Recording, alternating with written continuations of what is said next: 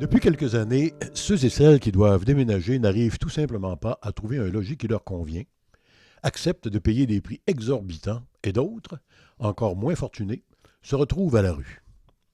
Pour comprendre les aléas de cette catastrophe annoncée, il faut retourner aux années 1975, alors qu'une pénurie de logements faisait rage, que les loyers augmentaient considérablement et que les bulldozers rasaient des bâtiments, jetant à la rue des locataires incapables de résister aux menaces des promoteurs immobiliers.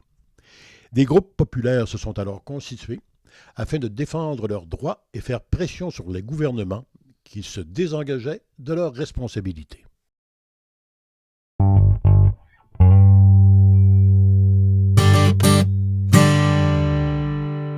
Pour les gens à faible revenu et des familles nombreuses, il n'a jamais été simple de se loger convenablement. Jusqu'aux années 80, Ottawa finançait directement le logement social et les coopératives d'habitation via la Société canadienne d'hypothèques et de logement. Les pénuries de logements se sont tout de même accentuées pendant les années 90, si bien que, pour les moins bien nantis, vivre dans un logement décent était tout simplement devenu hors de prix. Sur le plan provincial, un programme consistait à construire des HLM pour les personnes retraitées et à faible revenu. De même, un programme de soutien aux coopératives d'habitation appelé Logipop et d'autres formes d'aide étaient également en opération. La crise économique du début des années 80 a eu un impact majeur sur les taux hypothécaires des maisons, lesquels variaient alors entre 20 et 23 %. Quant aux hausses du coût des logements, entre 1981 et 1986, elles pouvaient atteindre jusqu'à 15 % pour un loyer moyen.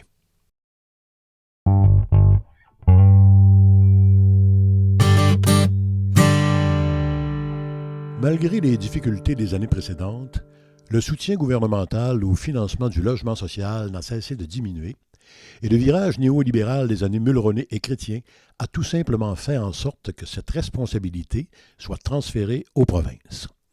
En 1994, le gouvernement québécois, n'étant pas en mesure de compenser cette perte de financement, fut obligé de ralentir la construction de projets communautaires, et ce, jusqu'en 1997, d'où la mise sur pied du programme Accès Logis par le Parti québécois. Pendant la même période, le ministre des Finances, Bernard Landry, annonçait le financement du Fonds québécois d'habitation communautaire pour une période de 5 ans, en injectant 43 millions de dollars par année. Le gouvernement croyait ainsi rendre disponibles 1200 logements par année pour des ménages à faible revenu, ainsi que 500 logements pour personnes âgées en perte d'autonomie.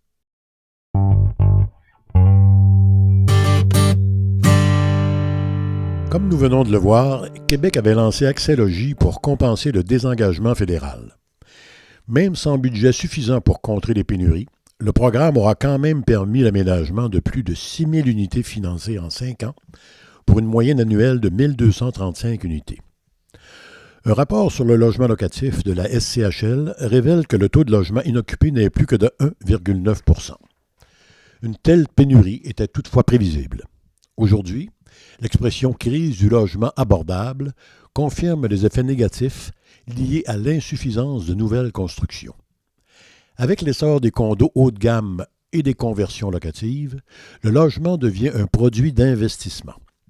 Le marché de la copropriété a atteint plus de 200 % de croissance entre les années 2000 et 2010, à mesure que les vieux immeubles sont rachetés ou rénovés. Les ménages à faible revenu sont repoussés vers l'est de Montréal et le nord de l'île.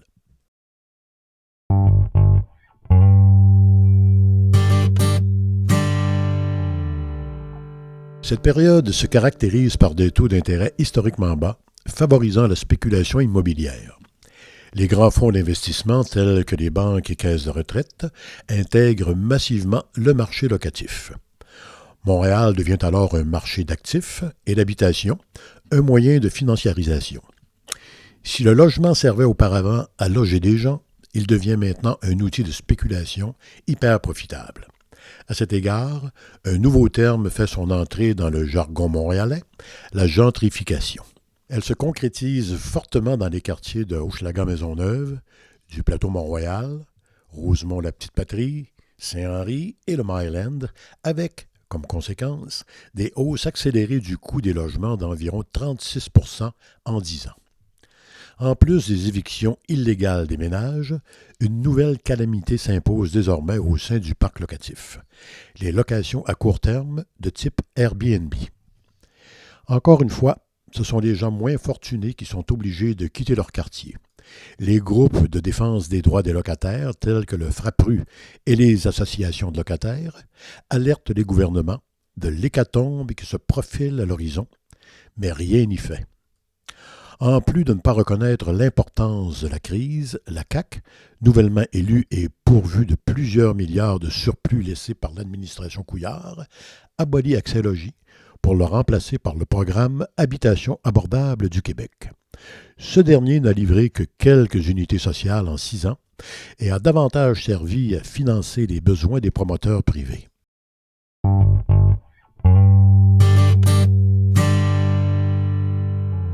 Alors que la crise est déjà bien implantée au Québec et particulièrement à Montréal, voilà qu'une pandémie mondiale s'invite et soulève de nouveaux problèmes tels que l'arrêt de nombreux chantiers de construction et l'explosion des coûts de matériaux et de main-d'œuvre.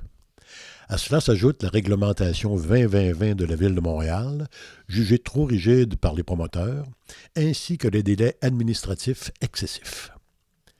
En 2022, la CAQ admet finalement qu'il y a une crise, mais il est trop tard, le mal est fait. Hormis quelques unités dans les nouveaux complexes de condos, la construction de logements sociaux est ralentie depuis plusieurs années, alors que le marché fait face à une explosion démographique sans précédent. Les maisons de chambre sont transformées en unités de luxe ou abandonnées. Pour sa part, le taux d'inoccupation est désormais en dessous de 1% dans plusieurs régions du Québec. Près de 10 000 itinérants tentent de survivre dans des tentes ou des refuges, alors que les touristes adeptes d'Airbnb et les locations à court terme accaparent près de 10 000 logements sur l'île de Montréal.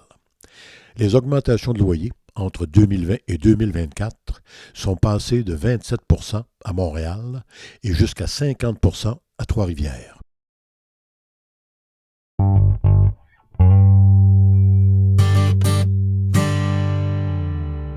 La bombe a fini par exploser. En novembre 2025, nous apprenons que des locataires se privent de manger pour payer leur loyer. D'autres ne déménagent plus par crainte de ne pouvoir payer le coût de ces appartements trop dispendieux. Les plus démunis se retrouvent à la rue ou dans des refuges. Quant aux plus jeunes, la maison familiale s'impose désormais comme la solution de dernier recours pour une période indéterminée.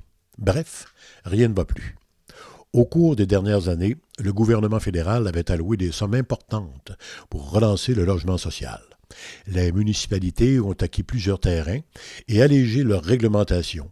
Des projets de coopératives d'habitation et de logements sociaux fusent de partout sur les tables à dessin, mais, fidèle à lui-même, le gouvernement de la CAQ tarde à s'acquitter de ses responsabilités. Puisqu'il s'agit d'un problème politique, le prochain parti qui gouvernera le Québec disposera de l'expertise de ses prédécesseurs. Il pourra également s'inspirer des spécialistes en immobilier, tels que les groupes de ressources techniques solides et Vivre en ville, ainsi que des organismes communautaires traditionnellement laissés pour compte lors de l'élaboration des programmes de logement locatifs et sociaux. Les solutions existent, il s'agit de les appliquer. Ça tombe bien. Lors du Conseil national du Parti québécois de avril 2024, plusieurs propositions ont été votées pour faire face à cette crise. Simon Duperron, membre de la commission politique, va monter sur la scène pour présenter sommairement ce programme qui, espérons-le, contribuera à résorber cette crise qui semble s'éterniser.